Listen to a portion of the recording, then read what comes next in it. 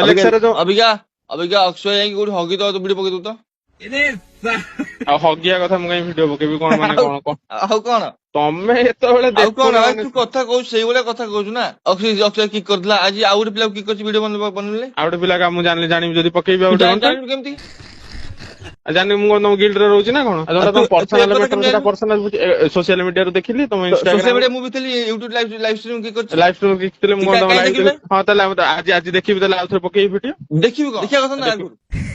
ଆରେ ଭାଇ ଦେଖ ମୁଁ ତୁ ଯୋଉଟା ଯେମିତି ଦି ଦେଖିବି ମାନେ ଦିନରେ ଦେଖିକି ପକେଇଦେଲୁ ସେମିତି ପକେଇବା କଥା। ମୁଁ ପହରଦିନ କଲେଣି ହଁ ତାହେଲେ ପହର ଦିନ କରିଲେନି ମୁଁ ଆଜି ଦେଖିବି ଆଉ ଏମିତି ମତେ ଗୋଟେ ପିଲା ଗାଳି କରିଥିଲା ଭିଡିଓ ପକେଇନି ତ। ତମକୁ ପୁରା ଗାଳି ଦେଲା ମାନେ ସେଟା ମାନେ ମାନେ ବର୍ତ୍ତମାନ ତ ତାନେ ଗୋଟେ କାମ କରୁନ ଯିଏ ଯାହାର ଯାହା ହବ ମୁଁ ମାନେ କଣ କଷ୍ଟମର ସପୋର୍ଟ ଆଉ ତ ଗାଣ୍ଡି କଲଉଥିଲା ଭିଡିଓ ପକଉଛୁ ଆଜ୍ଞା କହୁଛୁ ତମେ ଏମିତି କଥାବାର୍ତ୍ତା କରୁଛ ଏ ଭାଇ ଛୋଡିବ ନା ମୋ ଆଗରେ ତତେ ତ ଗାଣ୍ଡି କଲଉଥିଲା ତୁ ଯେତେବେଳେ ତୁ କହିଲୁ ମୁଁ କଷ୍ଟମର ତୁ ଗାଣ୍ଡି କଲୁ ମୁଁ ଲେକ୍ସର କିକ୍ ତୁ କେମିତି ପକଉଛୁ ନିଜେ କହୁଛୁ ମୁଁ କଣ ଭାଇ ବଇଛି ବେଠିଆ ମାନେ ପକେଇ ସମସ୍ତଙ୍କୁ ନେଇ ପକେଇବି କି କଣ କଲା ଆରେ ଭାଇ ମୁଁ କହିଲି ଗୋଟେ ପିଲା ଗାଳି କଲା ତୁ କହୁଛୁ କି କଣ କହିଲା ପକେଇବି ଗୋଟେ ପିଲା ମତେ ଗାଳି କରୁଛୁ ଭିଡିଓ ପକେଇବୁ ନାହିଁ ଗୋଟେ ମୁଁ ଯଦି କିକ୍ କଲେ ଲେକ୍ସର ତୁ ଭିଡିଓ ପକେଇଦବୁ ନା।